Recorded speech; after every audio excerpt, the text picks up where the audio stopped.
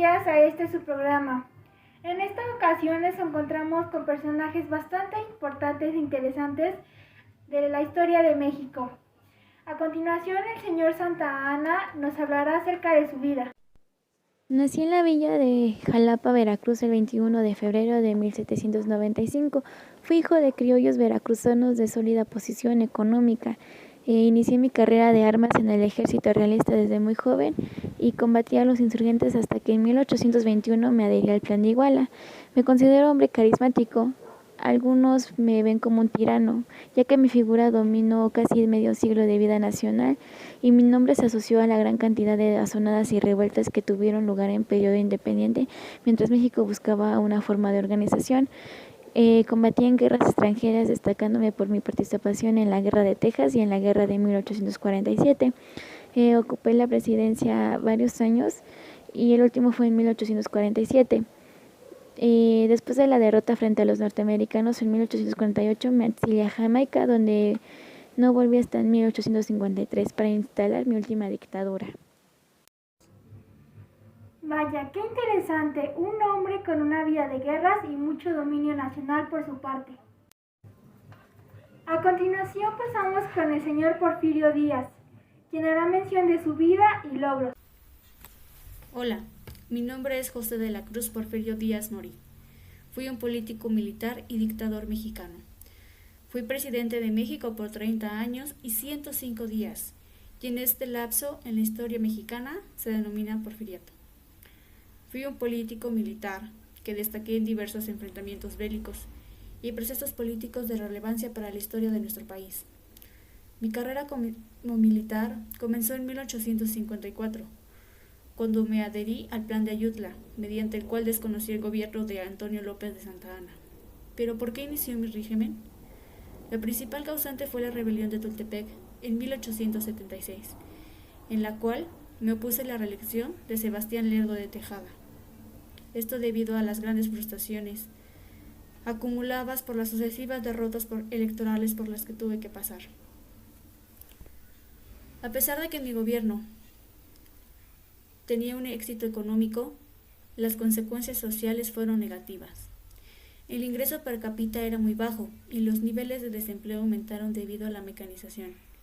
El capital estaba repartido en pocas manos, las cuales eran especialmente invasores locales y extranjeros. En el campo, los conflictos se generaron por el deslinde de terrenos baldíos, la colonización, la desamortización de las tierras y el sistema de peonaje.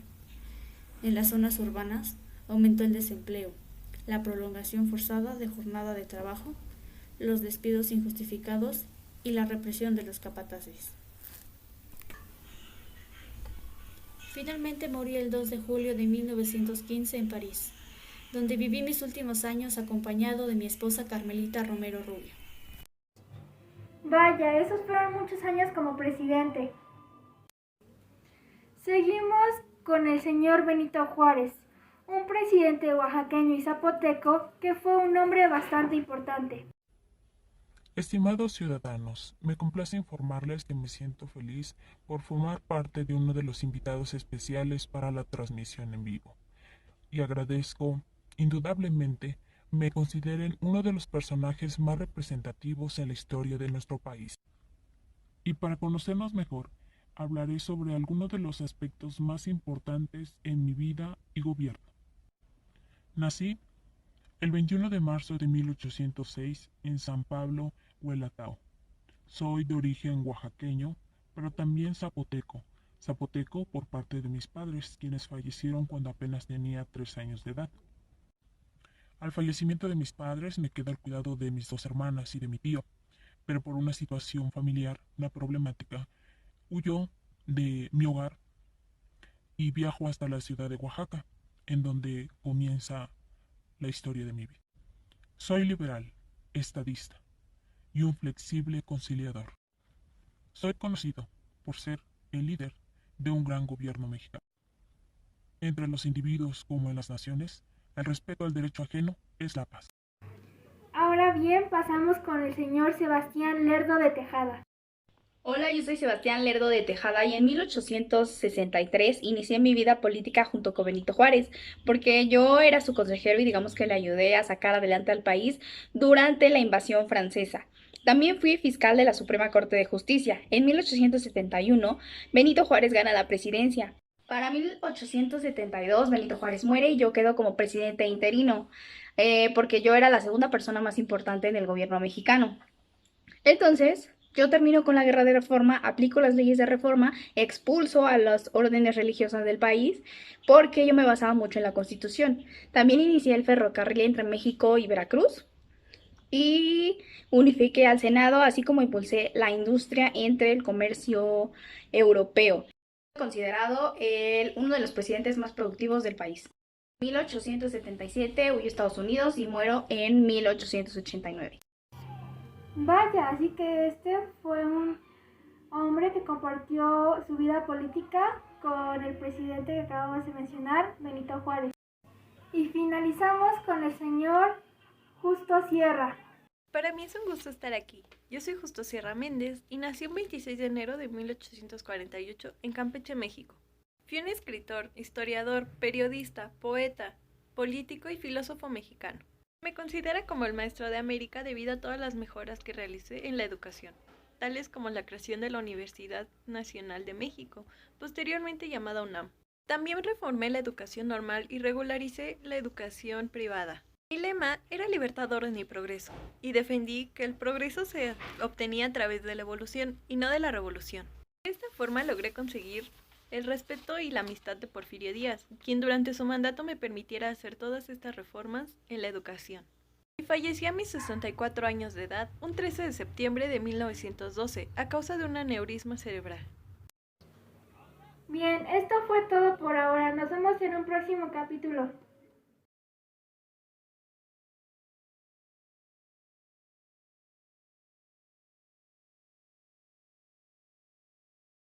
A una de las más grandes batallas que haya librado nuestro país tuvo lugar aquí mismo, en la ciudad de Puebla. Ignacio Zaragoza le escribió al general Ignacio Mejía, citando: «Porque Puebla probablemente será teatro de grandes sucesos». La batalla del 5 de mayo nos recuerda que alguna vez, hace ya muchos años, fuimos capaces de ganarle al más fuerte. La que sigue es una historia, digna del cine, la historia de unos indígenas que, con coraje y valor, lucharon contra él. Entonces el ejército más poderoso del mundo, y lo venció.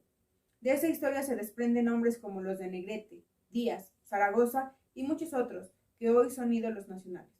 El 5 de mayo de 1862, los cañones resonaron y los rifles dispararon, y más de 1000 soldados franceses cayeron muertos. Los mexicanos habían ganado la batalla, pero no la guerra. Sin embargo, esta fecha es la que simboliza el valor mexicano ante una armada tan formidable. Yo, Bonaparte III, enviaré un ejército a tomar la capital de México. Supongo que la próxima batalla está por llegar, pero no os preocupéis, que estaremos preparados ante cualquier adversidad. Por lo tanto, buscaré un terreno que os pueda beneficiar y llevar a la victoria. Este terreno tiene que ser un campo abierto, debido a que nuestras tropas son un poco numerosas y no están del todo adiestradas. Por lo tanto, esperaré al enemigo a que ataque primero.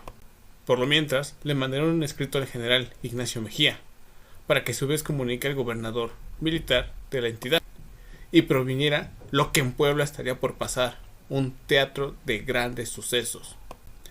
Aquellos tipos de Jesús González Orteaga y Santiago Vidurri, ¿son tipos ciegos o qué? ¿Acaso no podéis estar de nuestro bando? ¿Acaso no podéis estar pensando en un país libre sin intervenciones? ¿Cómo es posible que ningún refuerzo venga a ayudarnos? Nos están encaminando solos a nuestra guerra. Pero no os preocupéis, que estaremos preparados ante cualquier adversidad. En aquellos puertos de Loreto y Guadalupe se deben de reforzar, debido a que sus defensas son muy vulnerables, pues están en muy malas condiciones y están muy descuidadas. Creo firmemente que el ataque se llevará a cabo el 6 de mayo. Hemos logrado retrasar casi más de un año el avance de los franceses, ni siquiera porque tienen una fuerza 5 veces mayor a la de nosotros, a la que emplearon el 5 de mayo aquel día. Esto nos da cuenta a que la sociedad mexicana es muy fuerte por naturaleza, que puede anteponerse ante cualquier situación y que no cualquiera nos puede poner de rodillas. Se ha realizado el reconocimiento de campo. Hemos encontrado más o menos 800 mochilas que los franceses habéis dejado antes de iniciar el ataque. Honor a los valientes soldados de la República.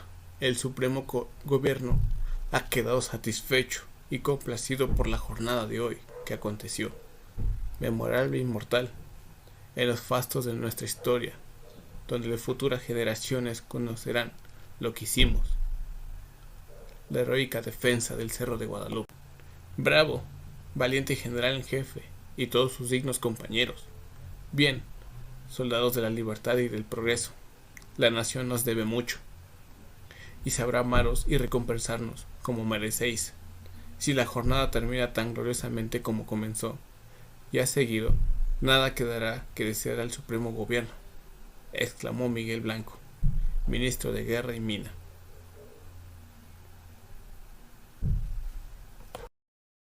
Para evitar que el general conservador Leonardo Márquez se uniera con sus fuerzas a Lorenzes, Zaragoza envió a buscar al general Tomás Joran para que lo combatiera y obstaculizara una posible reunión. Esta acertada previsión resultó vital en la jornada siguiente, pues mantuvo el equilibrio numérico de las fuerzas en pugna. El ejército de Oriente se organizó en una división y 4 brigadas, la división con 1.200 hombres al mando del general Miguel Negrete, con artillería de batalla, y de montaña ocupó los cerros de Loreto y Guadalupe. Esta posición le hubiera correspondido al general Arteaga, pero se encontraba convaleciente de la amputación de la pierna, producto de la herida sufrida con la batalla de Acultzingo. Así como la toma de Acultzingo, será igualmente fácil obtener una victoria sencilla. Lo que quiero hacer primero para llevar la victoria es apoderarnos cuanto antes de la capital. Y yo junto a mi ejército debemos ser rápidos, no perder más el tiempo, ya que con ello daremos un golpe audaz y tendremos la victoria de la corona francesa.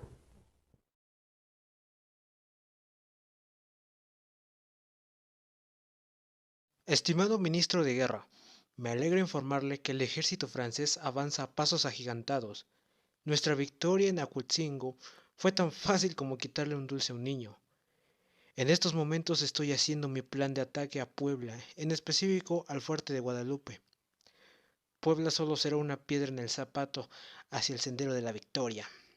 Aplastaremos esa escoria mexicana como si fuera cucarachas. Ellos no son nada comparados con nuestro ejército. Tenemos las armas y el intelecto para exterminarlos con facilidad.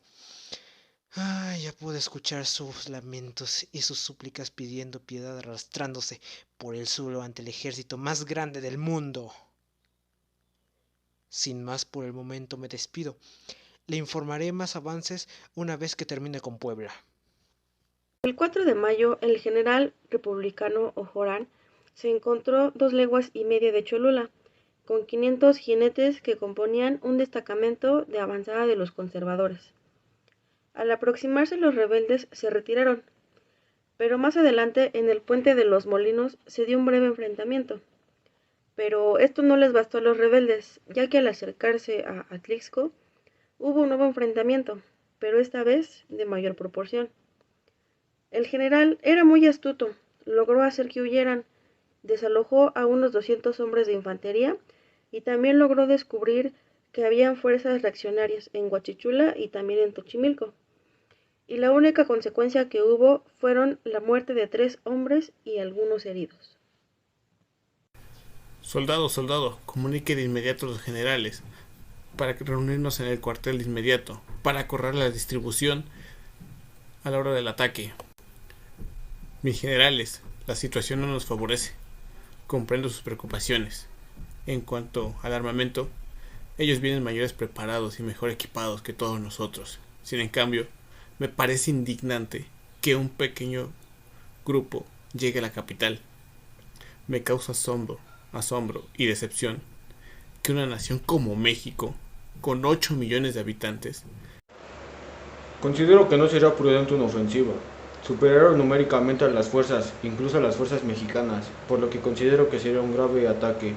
y no podríamos seguir con ello, ya que dependiendo de esto independientemente, sería un error atacar ahora. Como ya lo dije, principalmente superaron a las fuerzas mexicanas y lo volverían a hacer numéricamente. En Puebla, la Iglesia fue la mayor interesada en la derrota de las fuerzas federales, pues era considerada como la más antijuarista de las ciudades de la República, ya que existía un profundo catolicismo profesado por el obispo Pelagio Antonio de la Bastida y Dávalos, y era una de las características culturales que más llamaban la atención de los visitantes. Y para constatarlo, se puede citar la impresión de un viajero inglés a su paso por la ciudad de Puebla a mediados de 1861. He podido observar que ya hay muchas iglesias alrededor del pueblo y que aparte de esto, pues las imágenes que hay siempre tenemos que hacer reverencia a ellas en señal de respeto. De otra manera siempre seremos mal vistos por la gente. También alrededor de 1000 veces hemos estado quitándonos el sombrero, también en señal de respeto, cuando pasamos frente a una iglesia o cuando pasamos frente a un párroco o a un padre. Esto antes no se veía.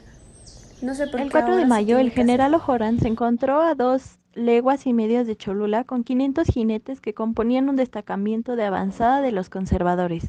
En vísperas de la batalla del 5 de mayo y aún en medio de la acción, los franceses esperaron que las tropas conservadoras llegaran a auxiliarlos para tomar Puebla, pero nunca aparecieron.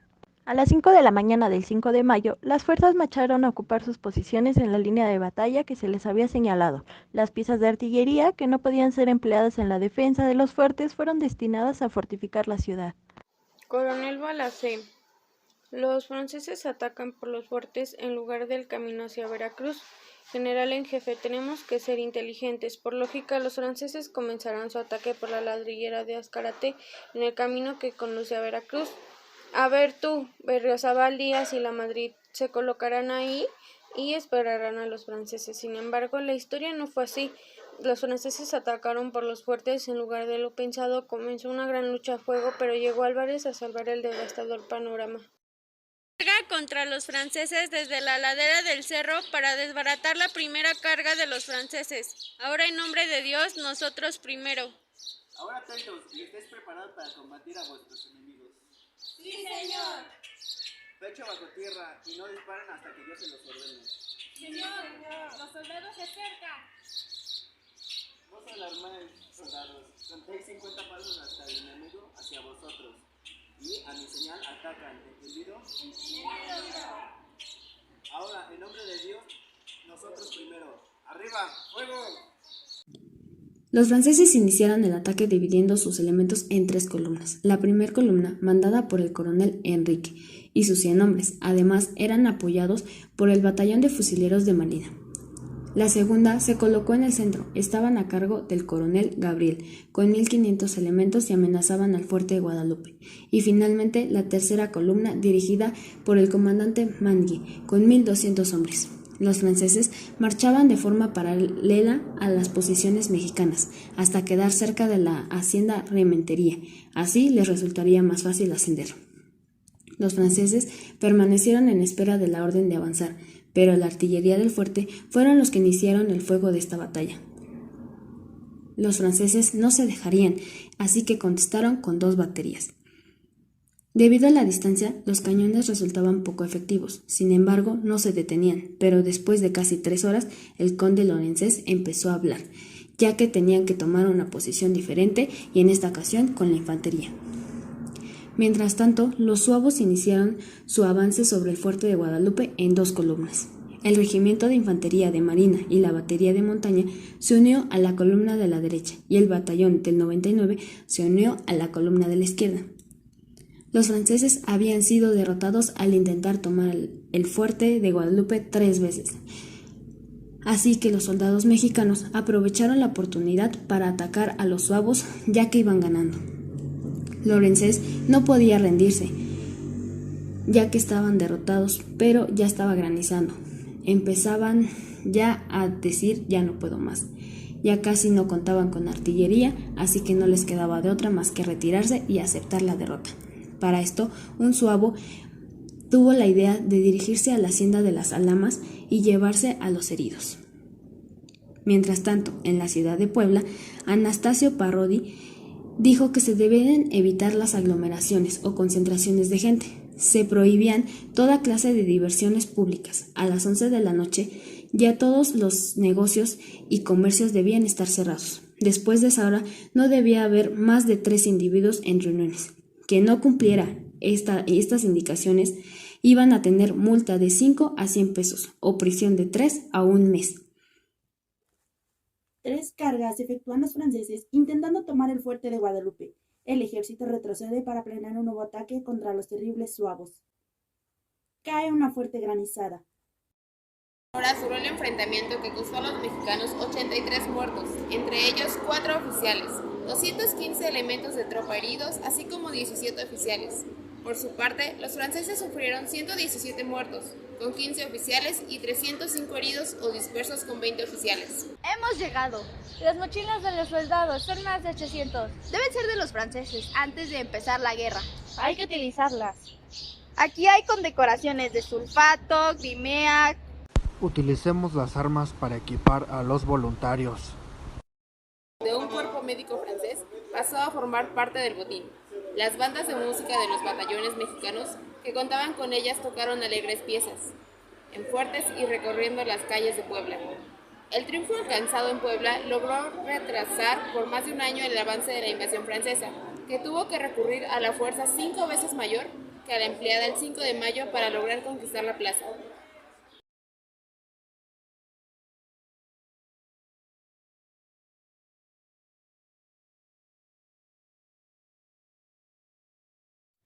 Hola, ¿qué tal? Nosotros les vamos a presentar la importancia del papel femenino durante el siglo XIX en los procesos bélicos y políticos. Bien, como sabemos actualmente, las decisiones y la participación de la mujer pues son tomadas en cuenta dentro de la sociedad, pero estamos hablando del siglo XIX, donde la participación de la mujer está en un papel secundario. El papel primario lo ocupa el hombre, una sociedad machista, donde es difícil poder tomar en consideración las decisiones de las mujeres, así también como su participación. Sin embargo, pues algunas de las mujeres son tomadas en consideración en estos dos procesos. Inclusive no solo se menciona su nombre, sino también sus apellidos de aquella participación que tuvieron algunas mujeres reconocidas dentro de los procesos bélicos y así como los procesos políticos. Es cierto que las mujeres escribían, pintaban, cantaban y se acercaban al mundo de las artes liberales según las oportunidades que les ofrecía aquel entorno. Pero cabe destacar que también tuvimos grandes heroínas que hoy en día ya no son recordadas. Solamente a los hombres, los cuales sabemos bien que fueron grandes héroes. Pero también hay que reconocerlas. Aquellas que lucharon por nuestro país, las que intentaron todo por amor a su patria. Un ejemplo de ellos es Leona Vicario.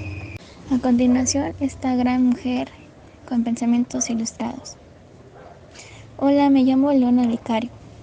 Mis padres murieron cuando era menor de edad, así que me quedé bajo la tutela de mi tío. Gracias a esto pude tener acceso a un servicio doméstico y sobre todo un gran regalo, la biblioteca, porque pues allí habían libros de autores franceses y maestros particulares.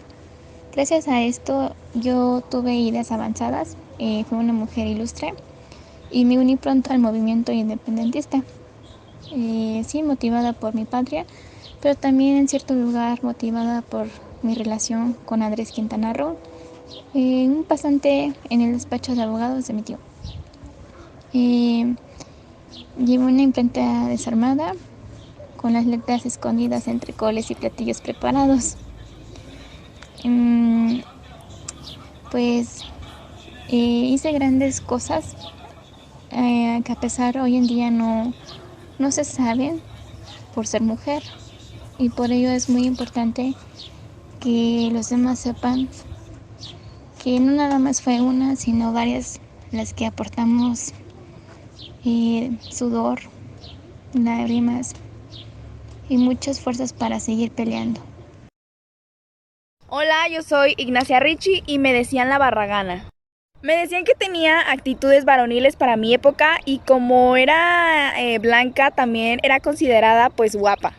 Sin embargo, nunca me llamó la atención eso de quedarme en mi casa. Yo quería luchar por mi país porque en ese entonces estaba la invasión francesa.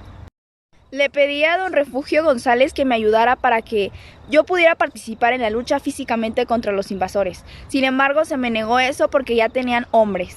De alguna forma u otra yo tenía que apoyar a mi país, así que hice juntas de caridad para que pudiéramos apoyar en la economía de la guerra. Pero una señora se pasó de lista creyéndose cantante, entonces la mayoría de las señoras se retiraron del comité. Entonces volví con don Refugio González porque eso no era lo mío. Y sí, me apoyó y varios liberales también me apoyaron con pistolas y botas. E hicimos mi uniforme militar. Fui incorporada al Estado Mayor junto con Carlos Arteaga en 1863. En ese mismo año los franceses me encontraron y me encarcelaron y me hicieron todo tipo de vejaciones. Cuando me liberaron, obviamente regresé a la lucha, pero en 1865 mi país estaba perdiendo contra los invasores. Entonces decidí acabar con mi vida. Mi nombre es Concepción de Miramón, viuda de Manuel Miramón. Yo siempre fui una esposa fiel hasta el día que la muerte nos separó. Mi marido fue confundido con un liberal y un grupo de conservadores se lo llevaron. Traté de seguirle la pista para liberarlo, pero fue muy complicado. Con mi bebé en brazos, recorrí caminos, insectos y climas terribles. El señor Díaz y Maximiliano no quisieron ayudarme. Mis súplicas no fueron suficientes para poder liberar a mi marido. Finalmente logré encontrarlo, en Querétaro, donde por órdenes de Díaz tuve que huir para salvar mi vida. Para después volver para recibir el cuerpo de Manuel, que yacía sin vida. Mi marido fue fusilado. Es así como resaltamos la importancia del papel de las mujeres a lo largo de la historia de México, ya que como bien decimos, no es simplemente la historia de los personajes que por lo regular son más reconocidos los varones, sino que por parte de las mujeres igualmente lucharon tanto por sus maridos, por ellas mismas y por seguir defendiendo a su nación de cualquier invasor, de cualquier guerra o conflicto bélico que se pudiera dar. Muchas gracias.